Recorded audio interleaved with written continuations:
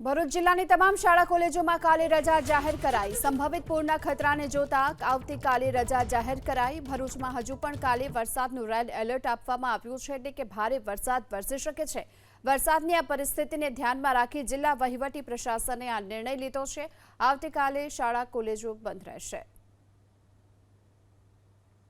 વધુ વિગતો મેળવીએ સંવાદદાતા યોગેશ પરીખ આપણી સાથે જોડાઈ ચૂક્યા છે। યોગેશ, પૂરની સંભાવનાની સાથોસાથ વરસાદનું પણ રેડ એલર્ટ જાહેર કરાયું છે ભરૂચમાં, ત્યારે શાળા કોલેજો લઈને શું આદેશ? જી, કલેક્ટર કચેરી દ્વારા જાહેરનામું બહાર પાડવામાં આવ્યું છે, જેમાં સ્પષ્ટ કરવામાં આવ્યું છે કે જે સંભવિત પૂરના ધ્યાનમાં રાખીને શાળા અને કોલેજોને રજા જાહેર કરવામાં આવી છે। એની સાથે સાથે હાલની પરિસ્થિતિને જોઈએ તો જે નીચાણવાળા વિસ્તારો છે ભરૂચ જિલ્લાના ફુરજા બંદરથી લઈને જે દાંડિયા બજાર વિસ્તાર છે ત્યાં પાણી ભરાવાના શરૂ થઈ ગયા છે, એટલે જે કલેક્ટર કચેરી અને શિક્ષણ વિભાગ દ્વારા સંયુક્ત આ નિર્ણય લેવામાં આવ્યો છે। જી, આભાર આપનો આ માહિતી માટે।